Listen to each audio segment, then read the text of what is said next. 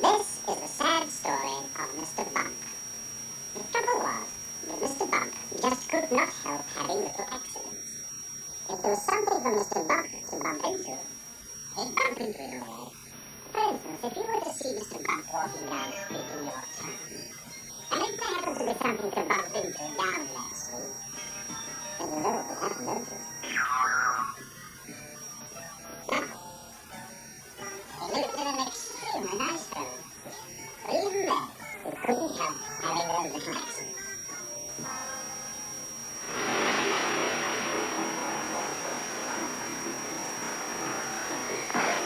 Mr. Bump was just the same at home. For instance, one morning when Mr. Bump went outside his house, he noticed that the chimney pot had come loose in a storm the night before.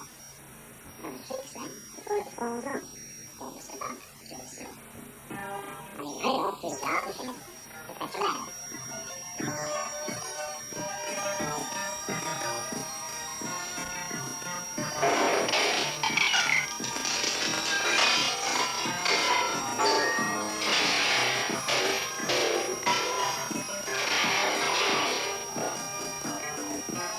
a very long ladder. Mr. Bump walked up the garden path with the ladder on his shoulder. He turned the corner of the garden path. Crash went the little window. Oh dear, thought Mr. Bump. And he turned to see what had happened. Crash went the kitchen window behind him.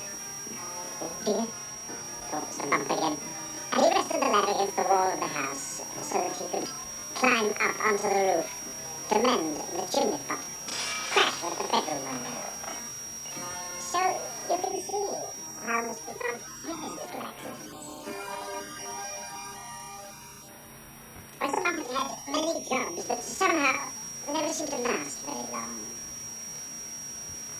As soon as anything got lost, or broken, or splintered, chipped, or snapped, or cracked, or torn, or burst, or rent, or crushed, or split, or slipped. Guess who got the blame? For instance, when Mr. Bump worked on a farm.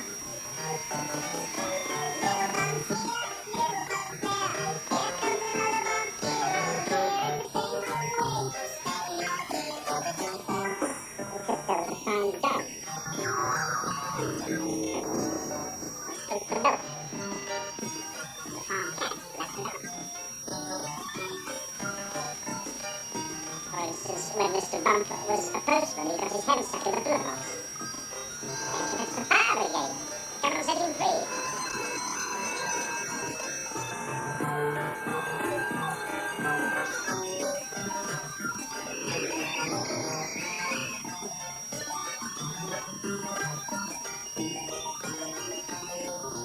For instance, when Mr. Bump was a carpenter, he found that when he was hammering nails, he hammered his thumb most of the time, and the nail hard before.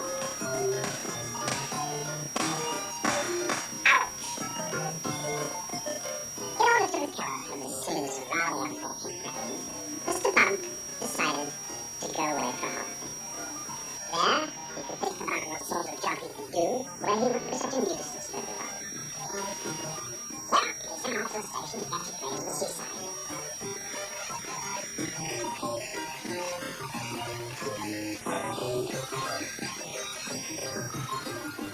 While Mr. Bump was on holiday, several things happened. For instance, he fell off a boat into the sea, and the lifeboat had become risky. For instance, one day when he was quietly walking along the beach minding his own business, he got his foot stuck in a bucket. And as he couldn't get it off, he had to hop round with it on his foot for hours. And as he hopped along the beach, he hopped straight into a large hole that somebody had dug. He had to stay there all night because he couldn't climb out on his own.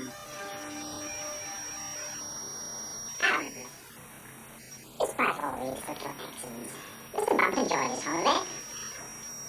And when he was there, he had a splendid idea about what sort of a job he should do.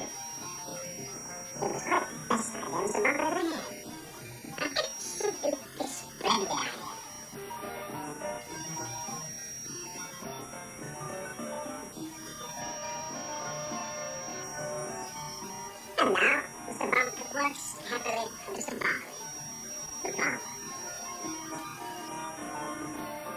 Mr. Barley has very large apple orchards on his farm, and that's where Mr. Bump works. Mr. Bump's job is picking apples. But he doesn't use a ladder to climb up the tree to pick the apples, like other apple pickers are. No, Mr. Bump has a much better way of picking apples than that. He just walks about. And before long, Mr. Bump, being Mr. Bump, walks into a tree. Down falls an apple.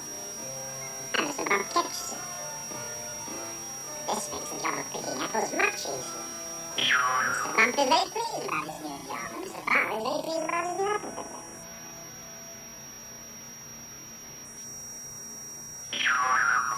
So, you see, the story of Mr. Bump isn't such a sad story after all, is it?